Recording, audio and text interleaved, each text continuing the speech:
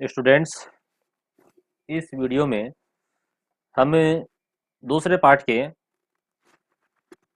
अति चतुरात्मक जो प्रश्नोत्तर हैं उनको समझेंगे।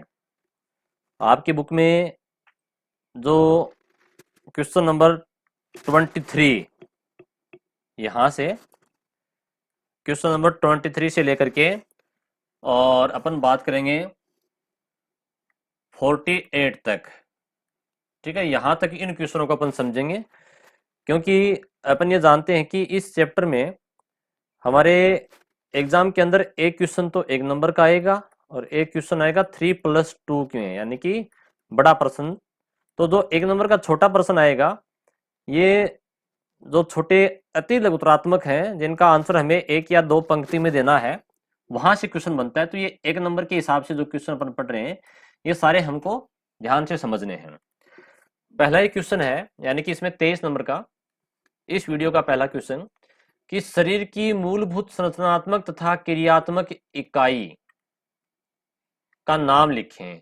तो जितने भी सजीव हैं उन सब का शरीर कोशिकाओं से मिलकर बना है। तो कोशिका जो है, कोशिका को क्या कहते हैं? शरीर की संरचनात्मक और क्रियात्मक मूलभूत इकाई कहते हैं। ठीक है, सही आंसर क्या हो जाएगा इसका? कोशिका। लेकिन हम गलती ये करते हैं कि एग्जाम में हम सीधा ये प्रश्न पढ़ा और उसका उत्तर कोशिका लिख देते हैं। हमें प्रश्न के उत्तर देने का सही तरीका मालूम होना चाहिए, तभी एग्जाम के अंदर हम अच्छे अंक ले पाएंगे। क्वेश्चन ये है कि शरीर की मूलभूत संरचनात्मक एवं क्रियात्मक इकाई का नाम लिखें। तो हम उत्तर ऐसे लिखेंगे कि शरीर की मूलभूत संरचनात्मक तथा क्रियात्मक इकाई का नाम, आगे इसको लिखे क्या कर देंगे? कोशिका है। ठीक है, या फिर ऐसे लिख सकते हैं कि कोशिका को शरीर की मूलभूत संरचनात्मक और क्रियात्मक इकाई कहा जाता है। ठीक है, यानी कि जो क्वेश्चन है उसी में से कुछ लाइनें अपन को, कुछ शब्द वहां से उठाने हैं। इस प्रकार से हमें पूरा उत्तर लिखना है। फिर क्वेश्चन नंबर 24, पाचन तंत्र को परिभाषित करें। नाम है क्या है? पाचन तंत्र, यानी कि ऐसा तंत्र जो भोजन को पचाता है। तो इसके लिए जो आंसर है वो अपन ये लिखेंगे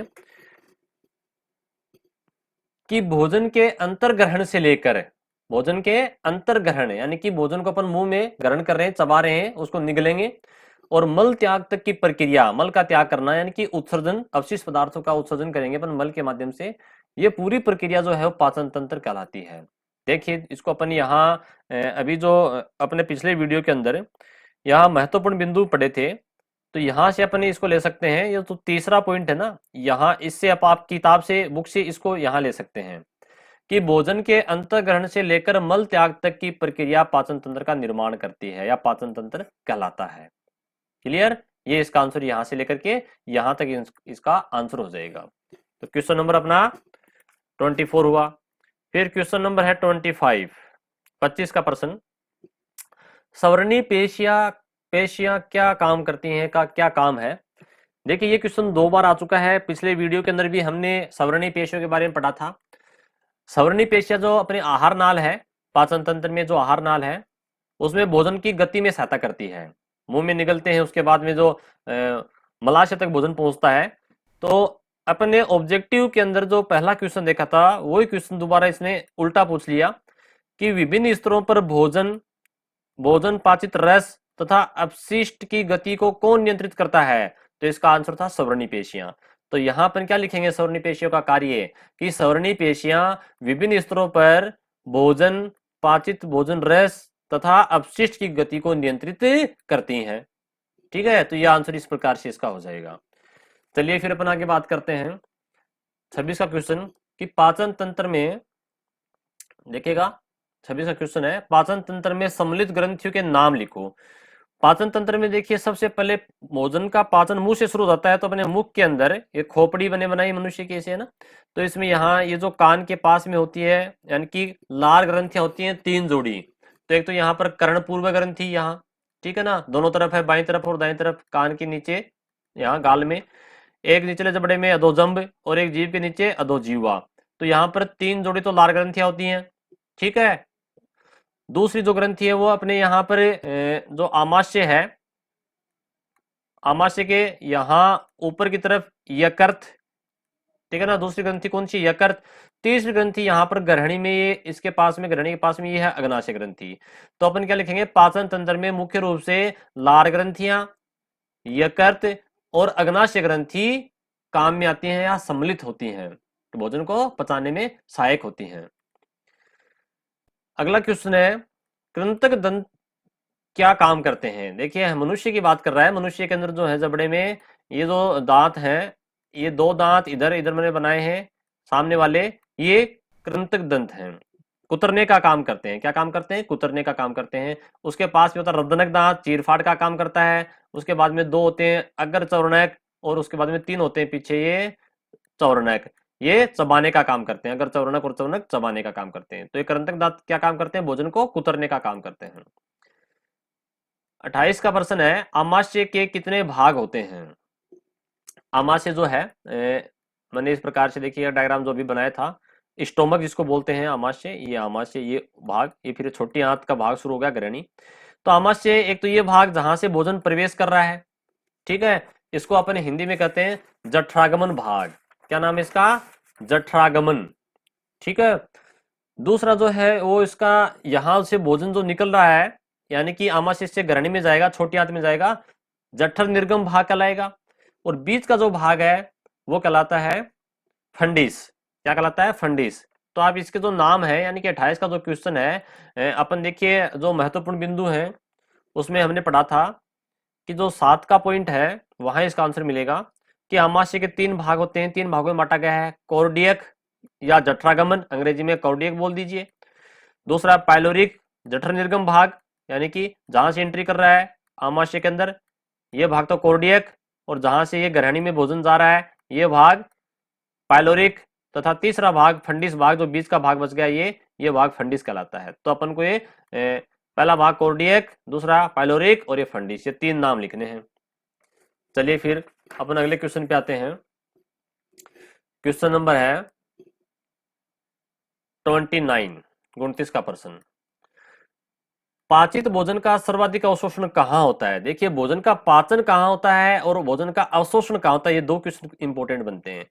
अपना जो सबसे ज्यादा भोजन का पाचन जो है, वैसे भोजन का पाचन तो मुंह से शुरू हो जाता है ना, मुख से शुरू हो जाता है। मुख में जो लार ग्रंथियां हैं वो कार्बोहाइड्रेट का पाचन करती हैं एमाइलेज या टाइलिन के द्वारा, एंजाइम के द्वारा। फिर कुछ पाचन आमाशय में भी होता है, लेकिन सर्वाधिक पाचन यहाँ इस ग्रहणी में होता है। अब ग्रहणी किसका भाग है, छोटी आंत का भाग है। तो छोटी आंत के अंदर ग्रहणी में सबसे ज्यादा भोजन का पाचन होता है। फिर छोटी आंत का अगला भाग जो मैं बना रहा हूं, ये अग्र क्षुद्रांतर, ये भाग यहां से यहां तक वाला ये अग्र क्षुद्रांतर है। तो भोजन का अवशोषण सबसे ज्यादा अग्र क्षुद्रांतर में होता है, यानी कि अग्र, अग्र मतलब आगे वाली, ठीक है ना, उसके आगे क्या है, क्षुद्रांतर होती है। तो क्षुद्रांतर से पहले अग्र क्षुद्रांतर।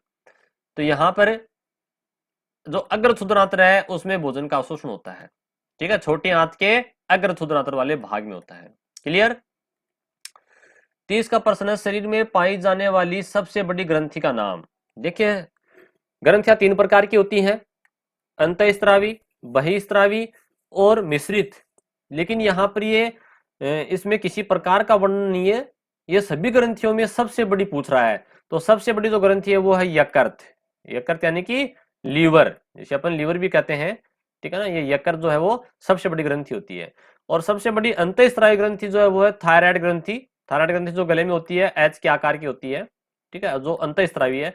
परंतु यहाँ पर सबसे बड़ी ग्रंथि पूछ रहा है तो यकृत। अगर ये क्वेश्चन होता कि सबसे बड़ी अंतःस्रावी ग्रंथि कौन सी है, तो वो थायराइड होती, ठीक है ना, जो एच आकृति की होती है, थायरोक्सिन हार्मोन स्रावित करती है, वो उसका आंसर होता। टाइलिन एंजाइम कौन सी ग्रंथि स्रावित करती है। देखिए टाइलिन का ही एक नाम है एमाइलेज, लेकिन यहाँ टाइलिन पूछा है, तो टाइलिन एंजाइम लार ग्रंथियों द्वारा स्रावित होता है, जो कि कार्बोहाइड्रेट को पचाता है, ठीक है। मुख में जो लार ग्रंथियां हैं 3 जोड़ी, वो टाइलिन एंजाइम स्रावित करती हैं। तो इसका आंसर क्या होगा, टाइलिन एंजाइम लार ग्रंथियों द्वारा स्रावित होता है या लार ग्रंथियां स्रावित करती हैं। 32 का क्वेश्चन, स्वर यंत्र में कितनी उपास्थि पाई जाती है। देखिए अपने गले के अंदर जो स्वर यंत्र है गले में, है ना, ये स्वर यंत्र इस प्रकार से, यहाँ एक स्वर यंत्र है जो कि आवाज या ध्वनि उत्पन्न करता है। स्वर यंत्र नाम ही क्या है, स्वर, स्वर यानी कि ध्वनि उत्पन्न करने वाला यंत्र, ठीक है। तो इसके अंदर 9 प्रकार की उपास्थि पाई जाती है। कितनी प्रकार की, 9 प्रकार की उपास्थियां होती हैं, ठीक है। तो ये संख्या पूछ रहा है कि कितनी उपास्थि होती है, तो स्वर यंत्र का ही नाम है लेरिंग्स। स्वर यंत्र को इंग्लिश में क्या बोलते हैं? लेरिंग्स बोलते हैं। अगला क्वेश्चन, मनुष्य की श्वास नली में श्लेष्मा का निर्माण कौन करता है? हमारे जो स्वर यंत्र के आगे जो भी अपने स्वर यंत्र की बात की थी, ठीक है, उसके आगे ये श्वास नली, ये श्वास नली है, ठीक है, जिसमें सी आकार के उपास्थि के छल्ले होते हैं। इस प्रकार से सी आकार के उपास्थि के बनने हुए छल्ले पाए जाते हैं। तो ये पूछ रहा है कि श्वास नली जो है उसमें श्लेष्मा, श्लेष्मा क्या है? चिकना पदार्थ है, तरल पदार्थ है, ठीक है ना, ये श्लेष्मा का स्त्रावण। तो यहाँ पर इसके जो सबसे ऊपर की जो उपकला कोशिकाएं हैं, उपकला कोशिकाओं को अंग्रेजी में बोलते हैं एपिथेलियन, ठीक है ना। उपकला लिख दीजिए, या इसका उत्तर क्या हो जाएगा? उपकला की कोशिकाएं, ठीक है ना। श्वास नली की जो उपकला है, सबसे ऊपर की जो परत है, उसे अपन उपकला कहते हैं। तो वो श्लेष्मा का स्त्रावण करती हैं। तो उपकला कोशिकाएं या एपिथेलियन कोशिकाएं लिख दीजिएगा। तो क्या लिखेंगे? मनुष्य में श्वास नली में श्लेष्मा का निर्माण उपकला कोशिकाएं या एपिथेलियन सेल करती हैं। अगला क्वेश्चन, सामान्य व्यक्ति में कितना रक्त पाया जाता है? देखिएगा यहाँ पर ये रक्त की मात्रा पूछ रहा है। तो सामान्य व्यक्ति में, स्वस्थ व्यक्ति में 5 लीटर रक्त होता है। कितना होता है? 5 लीटर, लगभग 5 लीटर, ठीक है ना। स्वस्थ व्यक्ति के अंदर, एक वयस्क व्यक्ति में, बड़े व्यक्ति में लगभग 5 लीटर रक्त पाया जाता है। 35 का क्वेश्चन है, बिंबाणु का जीवन काल। देखिए हमारा जो रक्त है, उस रक्त के अंदर 3 प्रकार की रक्त कणिकाएं होती हैं, है ना। एक तो होती है आरबीसी, दूसरी होती है डब्ल्यूबीसी, और तीसरी होती है ये बिंबाणु। तो ये आरबीसी का जीवन काल तो होता है 120 दिन का, ठीक है ना। और डब्ल्यूबीसी के कई प्रकार हैं, इनका जीवन काल 5 से लेकर के 10 दिन तक होता है। और जो बिंबाणु है, इनका जीवन काल होता है 10 दिन। कितना होता है? 10 दिन, ठीक है। तो आपका इसका आंसर हो जाएगा, बिंबाणु का जीवन काल 10 दिन होता है। यह आरबीसी का जीवन काल भी इंपॉर्टेंट है, कई बार एग्जाम से पूछा गया है, 120 दिन का होता है। 36 का प्रश्न, अशुद्ध वायु को प्रवाहित करने वाली वाहिकाएं क्या कहलाती हैं? अब देखिए, अशुद्ध वायु को प्रवाहित करने वाली, यहाँ पर ये हृदय की बात कर रहा है, रक्त परिसंचरण तंत्र की बात कर रहा है। अपन को पता है कि हमारे शरीर में जो कोशिकाएं हैं अंगों के अंदर, ठीक है ना, हाथ पैर शरीर के जितने भी अंग हैं, उनमें जो कोशिकाएं वो श्वसन करती हैं। और श्वसन के अंदर कौन सी गैस लेती हैं? O2। और कौन सी गैस बनाती हैं? CO2। तो CO2 गैस कोशिकाओं से केशिका में जाएगी, ये केशिका, और ये बहुत सारी केशिकाएं आगे, जैसे एक केशिका इधर से आ रही है ना, एक केशिका इधर से आ रही है, ये सारी केशिकाएं आपस में मिलकर के क्या बनाती हैं? एक शिरा बनाती हैं। क्या बनाती हैं? शिरा। और जो शिराएं हैं, वो बहुत सारी शिराएं, एक शिरा इधर से आगे मान लीजिए ना, तो ये शिराएं आपस में जुड़ करके क्या बनाएंगी? ये बनाएंगी महाशिरा। क्या बनाएंगी? महाशिरा। और ये महाशिरा अपना रक्त लेके जाती है, अशुद्ध रक्त यानी कि CO2 वाला रक्त, हृदय में, अपना जो हृदय है, ठीक है ना, उस हृदय में छोड़ देती है। और हृदय से, हृदय के दायां लिंद में जाएगा, फिर दायां नीले में, दायां नीले से फेफड़ों के पास जाएगा, शुद्ध होकर के वापस बाएं आलिंद में आएगा, और बाएं नीले में, और यहाँ से बाएं नीले से ये महाधमनी द्वारा धमनियों में, और धमनियों से फिर केशिका के द्वारा कोशिकाओं तक O2 लाती है। तो ये कौन सा पूछ रहा है? अशुद्ध वायु। अशुद्ध वायु का मतलब यहाँ पर ऐसी वायु जिसमें CO2 हो, ठीक है। तो CO2 वाली जो वायु है वो किसके द्वारा प्रवाहित होती है? शिराओं के द्वारा। किसके द्वारा? शिराओं में अशुद्ध वायु बहती है, और जो धमनियां है उसके अंदर शुद्ध वायु बहती है। शुद्ध वायु का मतलब है ऐसी वायु जिसमें ऑक्सीजन हो। 37 का प्रश्न है, हृदयावरण क्या है? देखो नाम ही क्या है? हृदय प्लस आवरण। हृदयावरण, हमारा जो हृदय है, मानव हृदय, उसके ऊपर एक भित्ति का बना हुआ, दोहरी भित्ति का बना हुआ एक आवरण पाया जाता है। और ये आवरण क्या काम करता है? इस आवरण, बाहर का जो आवरण है और हृदय के बीच में एक तरल पदार्थ भरा होता है, जिसको हृदयावरण द्रव्य कहते हैं, है ना। ये जो द्रव्य भरा होता है, ये काम करता है मुख्य रूप से हमारे बाहरी आघात से सुरक्षा करने का काम करता है, यानी कि हृदय की सुरक्षा करने का काम करता है। तो ये पूछ रहा है हृदय आवरण क्या है, तो अपन क्या लिखेंगे? हृदय के चारों तरफ पाए जाने वाली दोहरी भित्ति का जो आवरण है वो हृदय आवरण कहलाता है। 38 का प्रश्न है, महाशिरा का क्या कार्य है? देखिए अभी अपन ने 36 के प्रश्न पढ़ा था कि महाशिरा, जो शिराओं के अंदर अशुद्ध रक्त है, ठीक है, जो शिराएं अशुद्ध रक्त है, उस अशुद्ध रक्त को महाशिरा में लेकर जाती हैं, और महाशिरा अशुद्ध रक्त को हृदय के कौन से भाग में, जैसे ये हृदय है, इस हृदय के जो 4 भाग हैं, 4 पार्ट हैं, ऊपर वाला क्या है? ये दायां आलिंद।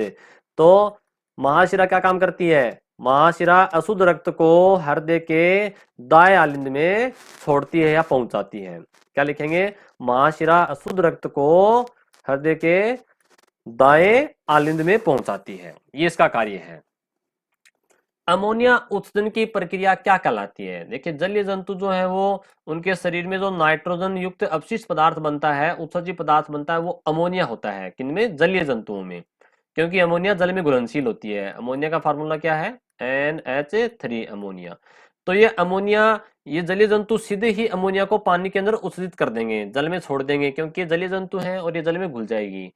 तो अमोनिया का उत्सर्जन करने वाले जो प्राणी है या जंतु है, वो अमोनिया का उत्सर्जन कर रहे हैं, तो उस समय उसको क्या कहेंगे?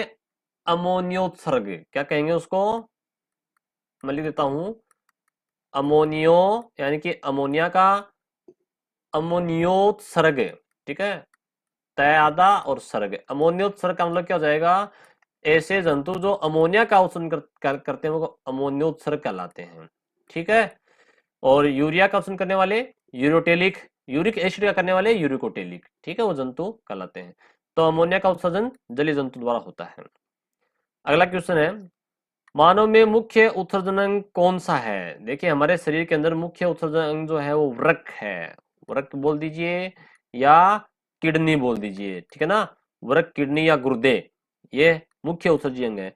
अगर पूछ ले मनुष्य के अंदर वृक्क के अलावा अन्य उत्सर्जी अंग कौन कौन से हैं, तो फेफड़े हैं, ठीक है ना, त्वचा है, जो हमारे शरीर के उत्सर्जी पदार्थों को बाहर निकालने का भी काम करते हैं। तो मुख्य उत्सर्जी अंग पूछ रहा है, मुख्य उत्सर्जी अंग कौन सा है? वृक्क है। अगला क्वेश्चन, अंडाणु निर्माण करने वाले अंग का नाम। देखिए, मादा जनन तंत्र के अंदर अंडाणु का निर्माण होता है, ठीक है, और अंडाणु का निर्माण अंडाशय में होता है, जो एक जोड़ी अंडाशय पाए जाते हैं। ठीक है, ये एक जोड़ी अंडाशय जो है ऊपर ये इस प्रकार से, मैं एक डायग्राम बना रहा हूँ रफली। यहाँ ये अंडाशय होते हैं एक जोड़ी, ठीक है ना, और इनके ऊपर जो है अंडोवाहिनी नलिकाएं होती हैं, जो कि गर्भाशय के अंदर आकर के अपना अंडाणु जो है वो गर्भाशय में लाके छोड़ती हैं। ये अंडोवाहिनी दूसरी है। तो ये अंडाशय जो है, ठीक है ना, ये अंडाशय, ये अंडाणु का निर्माण करते हैं। तो आंसर क्या हो जाएगा? अंडाणु निर्माण करने वाला अंग अंडाशय है, जो स्त्री में एक जोड़ी पाए जाते हैं। और कहाँ होते हैं? उदर गुहा में। 42 का प्रश्न है, स्त्रियों के प्रमुख लिंग हार्मोन। लिंग हार्मोन दो स्रावित होते हैं, एक तो एस्ट्रोजन, कौन कौन से हैं? एस्ट्रोजन, और दूसरा प्रोजेस्ट्रोन। दूसरा कौन सा है? प्रोजेस्ट्रोन। ये आपको बुक के अंदर जो है वो मिल जाएगा, ठीक है ना, एस्ट्रोजन और प्रोजेस्ट्रोन। तो इसको वहां से आप नोट कर सकते हैं, लिख सकते हैं। तो इसका आंसर अपन कैसे लिखेंगे? स्त्री में मुख्य रूप से दो प्रकार के लिंग हार्मोन स्रावित होते हैं, एस्ट्रोजन और प्रोजेस्ट्रोन। इस प्रकार से इसका आंसर लिखना है आपको। माता में प्लेसेंटा का रोपण कहाँ होता है? देखिए, प्लेसेंटा का मतलब है, हिंदी में बोलते हैं प्लेसेंटा को अपरा। क्या बोलते हैं? अपरा बोलते हैं। अपरा बोल दीजिए या प्लेसेंटा, ठीक है ना, अपरा, अपरा बोलते हैं इसको। तो ये अपरा क्या चीज है? जब अंडाशय से अंडाणु बाहर निकलता है और वो नलिका में अंडवाहिनी में आता है, और नर द्वारा जो छोटे के शुक्राणु है वो, ये अंडाणु है अंडवाहिनी में, ये अंडवाहिनी है और ये अंडाणु। नर द्वारा छोटे के शुक्राणु और अंडाणु जब निषेचन करते हैं, यानी कि युग्मकों का संलयन होता है, निषेचन होता है अंडवाहिनी में, तो यहाँ से फिर उसके बाद में क्या बनता है? ये गर्भाशय के अंदर ये निषेचित अंडाणु, इसका रोपण होता है, यानी कि ये गर्भाशय में से चिपक जाता है। ठीक है, निषेचित अंडाणु को युग्मनज कहते हैं, और युग्मनज के अंदर विदलन की प्रक्रिया होगी, जिससे वो अलग अलग अवस्थाएं बनाता है, ठीक है ना, कोरक अवस्था, ब्लास्टुला अवस्था। तो ये अवस्थाएं बनती है, तो अवस्थाओं के बाद में यहाँ से चिपक जाता है। अब ये जो यहाँ इसका रोपण हुआ है भ्रूण का गर्भाशय की दीवार से, तो ये जो भ्रूण है, जैसे मान लीजिए मैं रफली बना रहा हूँ, ये भ्रूण है ऐसे, तो ये इस माता के गर्भाशय से प्लेसेंटा द्वारा जुड़ा होता है, इसे कहते हैं प्लेसेंटा। ठीक है, तो प्लेसेंटा का रोपण कहाँ होता है, कहाँ रोपित होता है, अध्यारोपित कहाँ होता है? गर्भाशय की दीवार से। कहाँ? गर्भाशय। इसका आंसर हो जाएगा कि माता में प्लेसेंटा का रोपण गर्भाशय में होता है। ठीक है, इसी प्लेसेंटा से ये जो भ्रूण है ये क्या करेगा? पोषण करेगा, अवशोषण करेगा, है ना, पोषक पदार्थ इसी से लेता है, इसी से श्वसन क्रिया, सारी क्रिया ये इस प्लेसेंटा के माध्यम से ही करता है, माता के शरीर से जुड़ा होता है। जो अपनी नाभि है, नाभि जो है वो प्लेसेंटा ही है। यहाँ प्रसव के समय जब शिशु बाहर निकलता है, तो इस प्लेसेंटा को यहाँ से काट दिया जाता है, ठीक है, उसको अलग कर दिया जाता है। 44 का प्रश्न है, विभिन्न अंगों के मध्य समन्वय स्थापित करने के लिए उत्तरदायी तंत्रों का नाम लिखो। देखिए हमारे इस पाठ में अपन ने 7 तंत्र पढ़े हैं, तो जो अंतिम जो तंत्र है, एक तो कौन सा, तंत्रिका तंत्र, ठीक है, तंत्रिका तंत्र, और दूसरा कौन सा है, अंतःस्रावी तंत्र, दूसरा कौन सा है, प्लस अंतःस्रावी तंत्र, यानी कि ये 2 तंत्र है। अंतःस्रावी का मतलब जो ग्रंथियां पढ़ी अपन ने, और तंत्रिका तंत्र में जो मस्तिष्क पढ़ा था अपन ने। अंतःस्रावी और तंत्रिका तंत्र, ये दोनों तंत्र मिलकर के क्या करते हैं, विभिन्न अंगों के मध्य समन्वय स्थापित करते हैं। तो क्या लिखेंगे अपन इसका आंसर, विभिन्न अंगों के मध्य समन्वय स्थापित करने के लिए तंत्रिका तंत्र और अंतःस्रावी तंत्र पाए जाते हैं। या ऐसे लिख सकते हैं, तंत्रिका तंत्र तथा अंतःस्रावी तंत्र मिलकर विभिन्न अंगों के मध्य समन्वय स्थापित करते हैं। ठीक है। दूसर द्रव्य कहाँ पाया जाता है? अब देखिए दूसर द्रव्य जो है वो हमारे तंत्रिका तंत्र के मस्तिष्क में, ठीक है, और मेरुरज्जु दोनों में होता है। लेकिन मस्तिष्क जो है, जैसे मैं मस्तिष्क का रफ चित्र बना रहा हूँ, ऐसे डायग्राम बना रहा हूँ ये, ठीक है, तो ये जो मस्तिष्क के अंदर है, बाहर का जो भाग है, बाहर वाला भाग, ये वाला जो बना रहा हूँ ना, बाहर वाला भाग, बाहर की तरफ, ये वाला जो भाग है बाहर वाला, ये तो कहलाता है वलकुट। क्या कहलाता है? वलकुट या कोर्टेक्स। तो इस वलकुट के अंदर तो यहाँ तो होता है अपना धूसर द्रव्य। कौन सा? धूसर द्रव्य, ठीक है। और जो बीच का भाग है ये वाला, ये कहलाता है मध्यांश या मेडुला। मध्यांश या मेडुला, यहाँ होता है श्वेत द्रव्य, ठीक है। क्या होता है? श्वेत द्रव्य। तो ये यहाँ इसने न तो मस्तिष्क दिया, न मेरुरज्जु दिया, और ये जो मेरुरज्जु है नीचे, यहाँ पर ये वाला भाग, ये मेरुरज्जु है ना, मस्तिष्क का जो आगे वाला भाग है ये मेरुरज्जु है। इस मेरुरज्जु के अंदर उल्टा होता है। मेरुरज्जु के अंदर क्या होता है? बीज के अंदर अंदर तो होता है धूसर द्रव्य, और बाहर क्या होता है? श्वेत द्रव्य।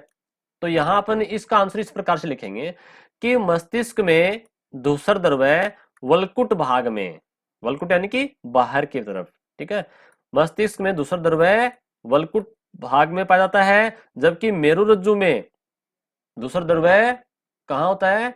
यानी कि मध्य में, मध्यांश में, मेडुला में पाया जाता है, ठीक है। मध्यांश बोल दीजिए, मेडुला बोल दीजिए, या मध्य में पाया जाता है।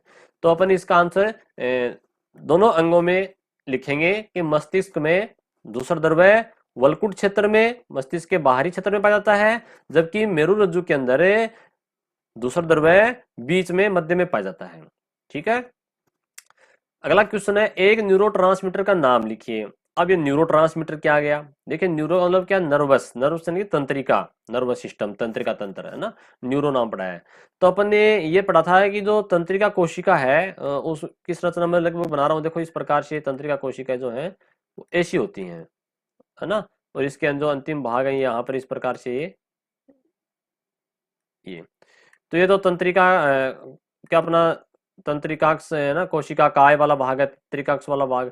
यहाँ पर ये जो अंतिम जो किनारे हैं, यहाँ पर ये नोब्स पाई जाती हैं। नोब्स का मतलब क्या है? यानी कि ये सिनेप्टिक पुट्टिकाएं जिनको कहते हैं, इनका नाम क्या था? सिनेप्टिक पुट्टिकाएं। तंत्रिका तंत्र वाले डायग्राम में, चित्र में आपको मिल जाएगा कि ये जो भाग है तो तंत्रिका काय कहलाता है, ये वाला भाग, ये तंत्रिकाक्ष है, ठीक है ना, और ये इसके डेंड्रोन्स हैं इधर। तो इधर से अपन संदेश ग्रहण करते हैं डेंड्रोन से, ठीक है, और ये संदेश यहाँ से तंत्रिका काय से होता हुआ तंत्रिकाक्ष में पहुंचता है, और तंत्रिकाक्ष के बाद में ये जो तंत्रिका के अंतिम जो सिरे हैं, इनको सिनेप्टिक पुट्टिकाएं कहते हैं इनमें। अब ये जो सिनेप्टिक पुट्टिकाएं यहाँ इनके तरफ पीछे आगे और दूसरी तंत्रिका कोशिका और जुड़ी होती है ना, दूसरी तंत्रिका कोशिका मैंने और जोड़ दी, और इनके अंदर भी इस प्रकार से सिनेप्टिक पुट्टिकाएं होती हैं, और ये इसका भी तंत्रिका काय, ये तंत्रिकाक्ष भाग है। तो यहाँ ये जो सिनेप्टिक पुट्टिकाएं हैं, ये पुट्टिकाएं संदेश को आगे अगली तंत्रिका कोशिका में पहुंचाएंगी। ये एक तंत्रिका कोशिका, ये दूसरी तंत्रिका कोशिका। तो यहाँ पर ये जो जोड़ है दोनों कोशिकाओं के मध्य, इसे अपन कहते हैं सिनेप्सिस। क्या कहते हैं? सिनेप्सिस। यानी कि एक तंत्रिका कोशिका दूसरी तंत्रिका कोशिका से जहां जुड़ी होती है उसको सिनेप्सिस कहते हैं। तो यहाँ ये जो पुट्टिकाएं हैं, इन पुट्टिकाओं के अंदर एक रासायनिक पदार्थ भरा होता है, ठीक है। ये सिनेप्टिक द्रव्य कहलाता है। सिनेप्टिक जो द्रव्य है ये क्या काम करता है? सिनेप्टिक द्रव्य जब संदेश यहां से इस कोशिका के पास आता है तो ये संदेश धीमा पड़ जाता है, मंद पड़ जाता है, यानी कि संदेश की गति है वो कम हो जाती है। तो इस संदेश की गति को वापस तेज कौन करेगा? ये जो सिनेप्टिक पुट्टिकाओं के अंदर जो द्रव्य भरा है, जिसे अपन न्यूरोट्रांसमीटर कहते हैं, इस द्रव्य को क्या कहते हैं? न्यूरोट्रांसमीटर। ये जो द्रव्य है न्यूरोट्रांसमीटर, ये इसके वेग को बढ़ा देता है।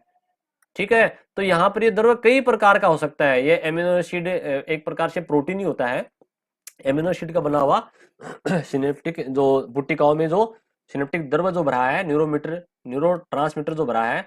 तो आपको सिर्फ इस आपके पुस्तक में तो कोई इसका एग्जाम्पल नहीं दिया हुआ है, मैं यहाँ लिख देता हूँ, आपको लिखना है एसिटाइल कोलिन पाया जाता है। बहुत से होते हैं वैसे तो, लेकिन आप एक याद कर लीजिएगा, कौन सा होता है, एसिटाइल कोलिन।